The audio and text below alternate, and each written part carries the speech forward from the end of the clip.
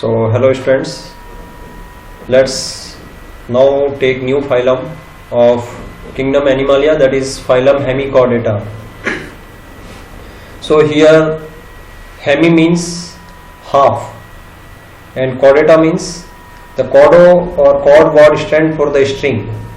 So we know that chordata have a rod-like structure present in the dorsal side of body, that is called notochord. So here notochord is present. So their notochord is not complete. That's why they are called hemichordates. Hemi term stand for the half. Hemi is a Greek word. Now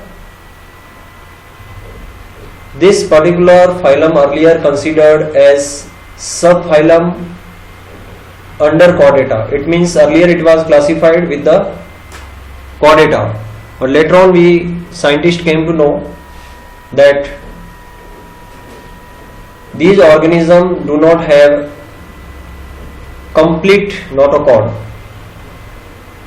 That's why now they are separated, or they are kept in the separate phylum of invertebrates or non-chordates, that is called hemichordata. Now actually they have rudimentary notochord, that is called stomochord. So this term is very important. You need to remember this is called stomochord. This seems to be similar to the notochord. Notochord is the true rod-like structure present in the dorsal side of the body in chordates. So earlier classified with the chordata as a subphylum, but later on it placed in the non-chordates because they do not have true notochord, and this rudimentary notochord present only in the collar region. So these animals are divided into three major parts: proboscis, collar region and trunk. So this particular group of animal have presence of stomochord in place of notochord. Now these animals are worm-like and exclusively they are found in the seawater or marine. They do not present on the land, or they are not terrestrial. Their body is unsegmented. Body is not divided into segments, and body is worm-like body, which are exclusively present in the water, and they live in the U-shaped burrow near or on the shore of water bodies like in the sea or oceans. Their body is bilaterally symmetrical, triploblastic. They are also coelomate. Body cylindrical, no appendages present, and body composed of three parts: proboscis, collar and trunk. They have open type of circulatory system. Respiration takes place through the gills, and excretory organ is known as proboscis gland. With the help of they remove all the metabolic wastage. In these animals, sexes are separate. Fertilization is external, means they release their gametes in the water, and they are also showing the indirect development, means larval stages are present. Most important point we have to remember that they are exclusively present in the seawater only, and in the soil they make U-shaped burrow, and inside the U-shaped burrow they live. Two examples are given here: Balanoglossus and Saccoglossus. Next group we have, that is Chordata. Phylum Chordata is most advanced phylum among all the animal groups. Chordata means there is presence of a string like structure, that is called notochord. True notochord present in the dorsal side of the body. Here some basic features we are going to learn of chordata, there is presence of notochord, which is a rod-like structure present in all members of chordata. Along with this, in the dorsal side there is presence of hollow nerve cord. So presence of notochord, nerve cord, gill slits. Terrestrial animals have nostrils which are respiratory openings, and these animals also have post-anal tail or post-anal part. So these four are the unique features of phylum Chordata: hollow nerve cord, pharyngeal gill slits, notochord, and post-anal tail. As other groups, this group is also bilaterally symmetrical. They are triploblastic, they are coelomate. They have coelomate means the body design is tube within tube plan. Between body wall and intestinal wall there is a space that is called coelom. So true coelom is present. All the members have organ system level of organization. This is the highest level of organization.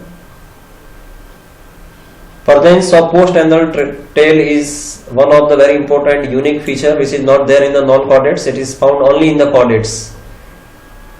And all the members of chordates have closed circulatory system. They have ventral heart. In non-chordates, heart is dorsally located and this heart is ventrally located. Closed circulatory system means blood run within blood vessels. Some salient features are given here to compare chordate with the non-chordates. Presence of notochord, chordates. Absence of notochord, non-chordates. Central nerve system is dorsal here, and central nerve system in non-chordate is ventral. Similarly, heart is ventral in chordates and heart is dorsal. If present, then it is dorsal. In case of non-chordates like earthworm and other invertebrates have dorsally located heart. There is presence of gills which are perforation in pharynx. So presence of gill slits or nostril. Here gill slits are absent. Direct openings may present on the other body parts, like in case of insect there is presence of spiracles on the lateral side of the body. These animals have presence of post-anal tail. This tail may be rudimentary or may be well developed. That is the part of notochord, extended part of the notochord, and here post-anal tail is absent. So these are the some points which help us to compare chordates with the non-chordates. Now phylum Chordata further classified into three major subphylums. These are Urochordata, or also known as Tunicata, Cephalochordata, and Vertebrata. Among these, Vertebrata is more common and most advanced. Urochordata and Cephalochordata are exclusively present in the water bodies. Subphyla Urochordata and Cephalochordata together referred as protochordates. Proto means primitive chordates. They are found exclusively in the marine habitat. They are not found on the terrestrial habitat. Now when we talk about the notochord, they have true notochord, but this true notochord present only in the larval tail. Notochord is absent in the adult. So protochordates show the indirect development. During larval stage only notochord present, and that notochord is absent in the adult. But still notochord is present, so we have to classify them with the chordates. So again, please remember, three subphylums are Urochordata, Cephalochordata, and Vertebrata. Two primitive subphylums, Urochordata and Cephalochordata, together known as protochordates, exclusively marine, and notochord present, but this notochord is present only in the larval stage. This is present only in the larval tail.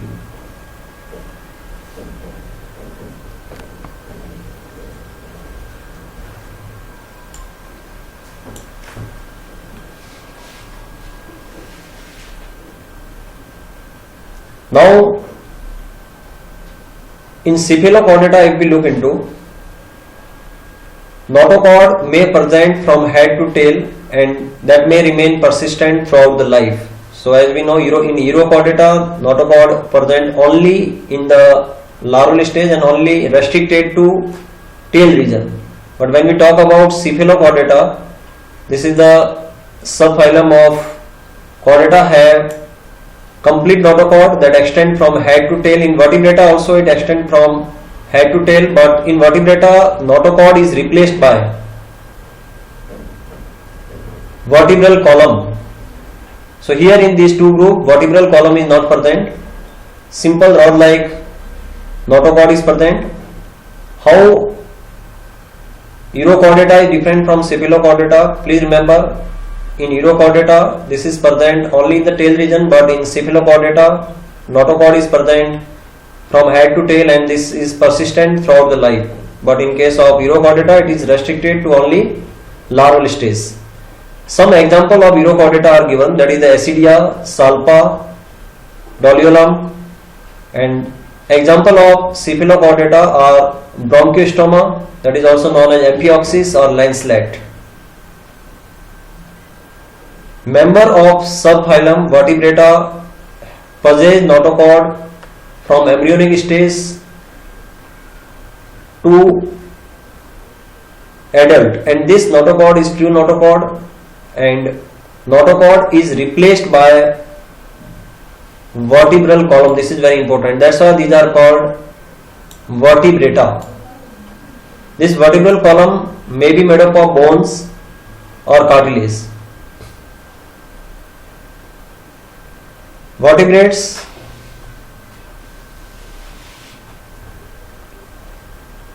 are advanced group of chordates. So all the vertebrates are chordates, but all the chordates are not vertebrates, because chordates include some group which have notochord like Urochordata and cephalochordata, but all vertebrates which are present, which we see, are the chordates. So generally it is termed as all the vertebrates are chordates, but all chordates are not vertebrates. Vertebrates have ventral muscular heart. This heart may be 2-chambered, 3-chambered or 4-chambered, we know. Species have 2-chambered, amphibians and reptiles have 3-chambered except crocodile, and apes and mammals have 4-chambered heart. For excretion they have well developed organ and organ systems. Kidney, excretory system is present which help in regulation of water and mineral content in body. It maintains the balance of water and mineral in our body. And they have paired appendages. In higher vertebrates there is presence of limbs. There may be presence of fins, flippers. So these appendages help in locomotion, climbing, running or different swimming. Like in species they have fins, but in case of mammals there is presence of limbs. This is a flowchart given to understand further classification of vertebrates. Vertebrates are classified into two groups. These two groups are Agnatha and Gnatostomata on basis of presence or absence of jaw. If true jaw is present, then these are known as the Gnatostomata, and there is absence of jaw, then these are called Agnatha. Agnatha have only one class, that is called Cyclostomata. Cyclostomata means they have circular mouth without jaw. So without jaw class of vertebrata is Cyclostoma or Cyclostomata. Gnatostomata classified into two superclasses, Pisces and Tetrapoda, on basis of the presence of fin or limbs. If fins are present, organisms are called Pisces, and if limbs are present, then these are called Tetrapoda. Tetra means four, poda means leg. So if four limbs are present, then these are called tetrapods. Now species sometimes we consider as class also, but it is a super class which is further classified into two classes, Chondrioctes and Osteoctes. This classification is on basis of their endoskeleton. If endoskeleton is made up of cartilage, then this is called Chondrioctes, and endoskeleton is made up of bones, then it is called Osteoctes. Osteo means bones, chondro means cartilage. So on basis of the bony or cartilage endoskeleton, superclass species classified into Chondrioctes and Osteoctes. Superclass Tetrapoda further classified into amphibia, reptilia, aves and mammals. Amphibia are the organisms which found on both the habitat, terrestrial as well as they have ability to survive in terrestrial as well as in the aquatic habitat, but they are called amphibians because they need water to complete their life cycle. They produce egg without cells, so they need to lay their egg only in the water. Their larval stages undergo metamorphosis exclusively in the water. They are aquatic only, and adult may found on the land. So for reproduction, water is essential. Reptilia is a group which include all kind of lizard and snake which have horny, hard, cornified exoskeleton. In aves, exoskeleton is represented by presence of feather, and in the mammals, presence of mammary gland, and exoskeleton is represented by presence of hairs. But in amphibia, the body surface is covered by mucus, slimy. Here reptilia, horny, without sweat gland, tough exoskeleton is present. Aves have feathers, mammals have hairs. So certain unique features are there among all these groups. So let's talk about Cyclostomata. Cyclostomata is class of group Agnatha. Agnatha means absence of jaw. They don't have jaw. Circular mouth is present. They are ectoparasite. They are ectoparasite on other fish. They are exclusively marine. They are found in sea water only, and they present as the ectoparasite. They suck the blood from other large fishes. They have elongated body, and there is presence of 6 to 12 pair of gill slits which are uncovered. Gill slits help in exchange of gases, respiration. Their mouth is sucking kind of mouth. They suck the blood.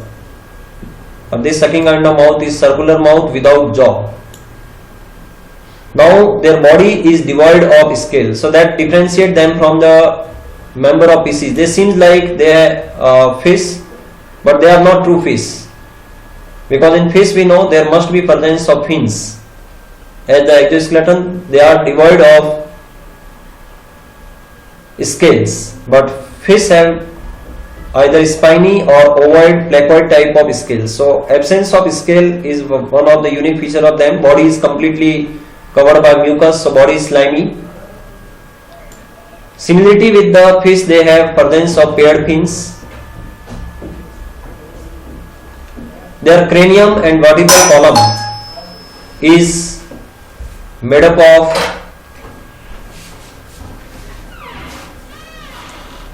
cartilage. Cranium means the bony box in which the brain is present. Circulatory system is closed kind of circulatory system. They are exclusively marine, and they migrate to the fresh water to lay their egg. This migration is called spawning. So once they lay the egg in the fresh water, the adult do not come back to the marine water. Early stage, larval stages can grow only in the fresh water. So they actually swim upstream to the river from sea. and larvae undergo the metamorphosis, and once they turn into adult they return back to the ocean. So that is very unique about their life history, that adult migrate upstream to the river, and once they lay their egg and larval stages develop there, only newborn come back to the oceans. The animal which migrate to the fresh water in the river, they do not come back, they die there only. Example, one of the most common and famous example, that is classical example, that is lamprey. Scientific name of lamprey is Petromyzon, and another group is called myxine or hagfish. So this is all about cyclostomata. Next classes are of superclass Pisces and superclass Tetrapoda, that we will discuss separately, and these group have the true jaw. That's why these are called gnathostomata. Gnatho means presence of jaw.